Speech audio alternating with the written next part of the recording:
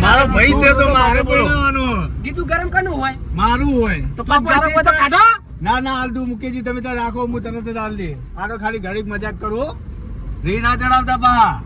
even ચો રી ચડા હે મુકેજી ગાડી ઉભી રાખજો બહાર આવો મુકેજી ઉભી રાખજો ગાડી બહાર લઈ આવો ના ના ઉપર દેવો ને મારે મજાક કરીએ તો ભાઈ ના આવે ના તમે લઈ આવો બધા લઈ આવો તમે હા અલ્યા ઓ મોટા ભાઈ ઓ પાછો યાર